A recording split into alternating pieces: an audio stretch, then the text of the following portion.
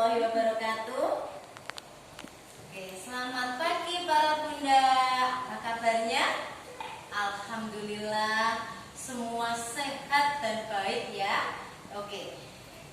Alhamdulillah dan terima kasih atas kesempatan yang diberikan kepada saya untuk menyampaikan materi komunikasi dalam pengasuhan pendidikan anak usia dini. Ya. Bunda, mohon izin perkenalkan nama saya Lilik Setiawati. Saya guru TK Kartini, Desa Mijen, RT 2 RW 4, Kecamatan Mijen, Kabupaten Demak, dengan nomor telepon sekian. Ya. Boleh Bunda, kalau yang berminat untuk silakan dicatat. Oke.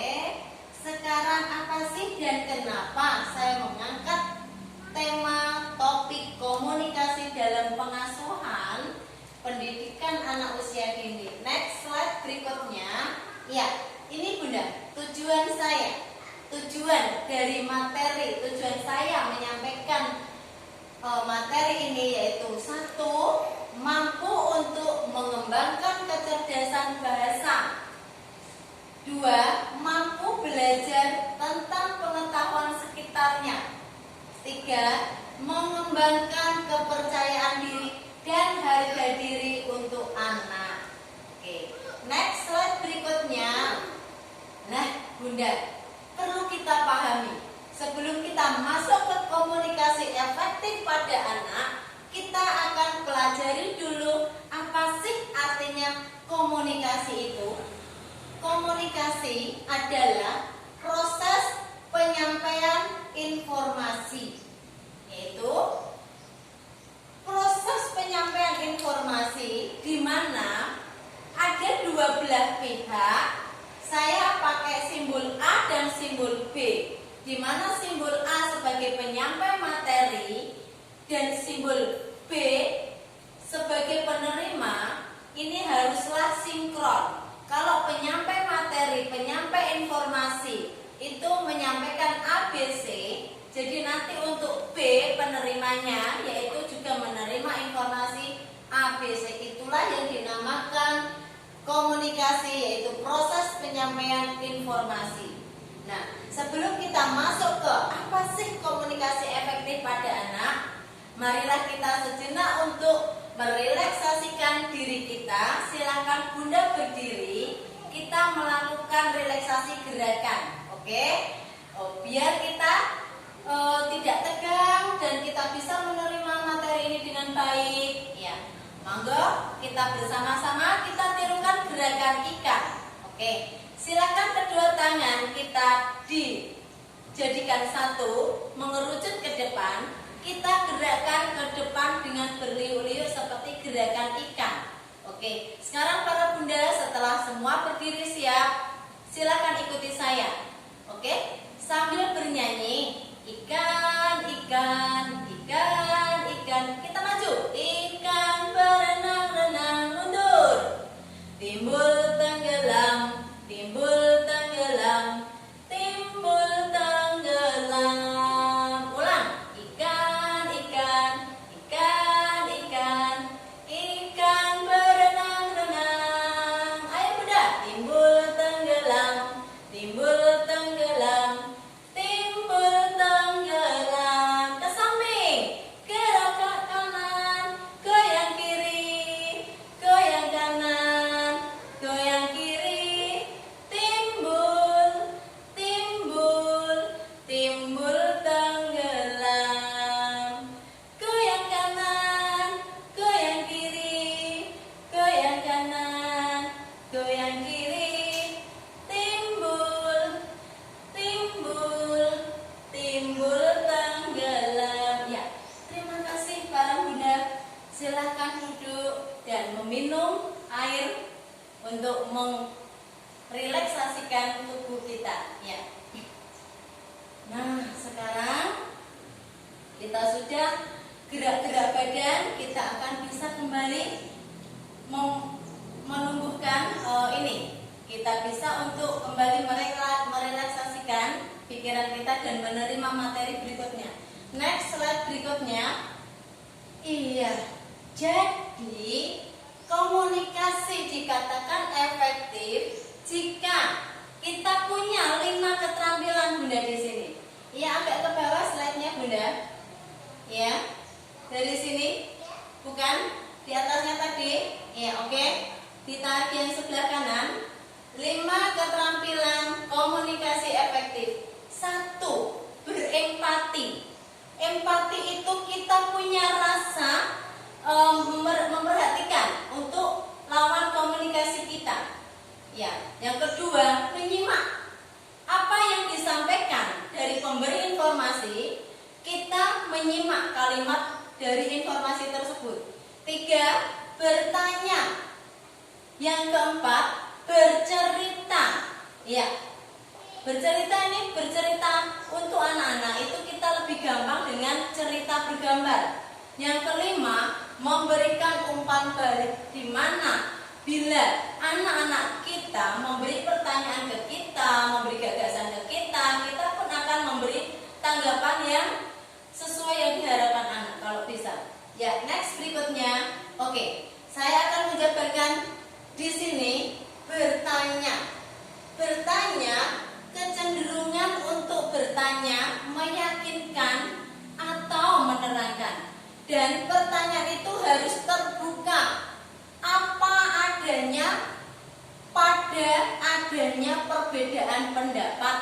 Yang ketiga, bersifat informasi, yaitu mempunyai kemampuan untuk informasi dan memberikan saran. Nah, next berikutnya. Oke. Bunda bisa lihat dari gambar ini. Apa yang terjadi di gambar ini?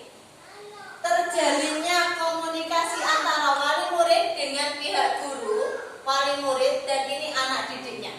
Ya, di sini adalah peran orang tua dalam komunikasi efektif. Ya, Bunda, kita sebagai orang tua, pelibatan orang tua pada satuan PAUD akan meningkatkan komunikasi yang efektif antara pendidik PAUD dan guru. Kenapa Bunda kok dikatakan pelibatan orang tua pada satuan pendidikan?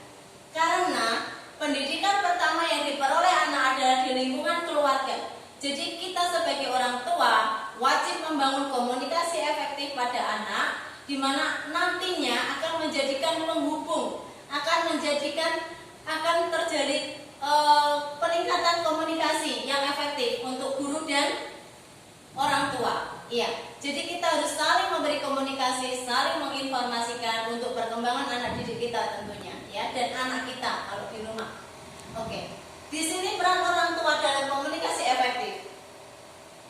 Jadilah pendengar aktif, yaitu mendengarkan masalah anak, menerima perasaan anak, memahami perasaan anak dan pikiran anak, memahami maksud anak. Dari sekian rincian ini bisa kita pahami. Intinya kita menjadi pendengar untuk anak kita. Apapun itu masalahnya, apapun itu perasaan dan pikirannya dari anak kita. Dengan melalui apa tindakan kita? Kontak mata. Bila mana kita mengadakan pembicaraan dengan anak, posisi kontak mata kita harus sejajar. Posisi tubuh kita harus baik. Nada suara yang tepat, ekspresi wajah yang nyaman. Bunda harus bisa tersenyum, harus bisa memberikan rasa kenyamanan yang tinggi pada anak. Ucapan dan respon penerimaan itu yang penting. Jadi anak adalah hal yang perlu kita sangat jaga, karena anak itu adalah saat-saatnya perkembangan. Jadi kita inilah sebagai orang tua yang harus bisa mengkomunikasikan secara kondusif. Ya, next berikutnya. Oke. Di sini Bunda. Terjalin komunikasi orang tua dan anak itu pun akan ada kendala. Apa kendalanya? 1, di saat anak marah. Kenapa anak marah? Karena anak terkadang tidak tersalur keinginannya, jadi dia keluarnya dengan marah. Yang kedua, kemampuan fisik. Bila mana anak kita merasa capek, di mana kita masih punya suatu perintah atau suatu keinginan yang dilakukan anak dan anak tidak mau melakukan, mungkin itu juga kurang efektif komunikasinya, dan anak pun akan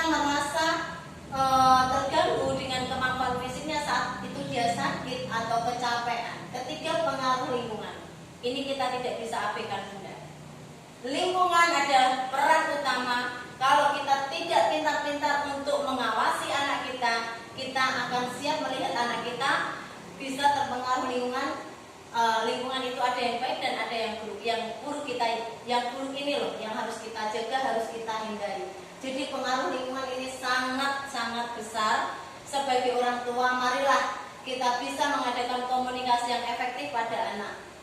Yang keempat, perbedaan budaya. Nah, ini di mana teman-teman dari anak kita itu tidak satu rumpun, hanya tidak satu kampung, tidak satu RT, tapi dia sudah berinteraksi dengan banyak teman di saat dia disekolahkan di sekolah di mana sekolah itu sudah banyak menerima banyak anak didik. Jadi di situ dia akan punya perbedaan budaya. Next berikutnya, iya Bunda, inilah akhir dari apa yang saya sampaikan.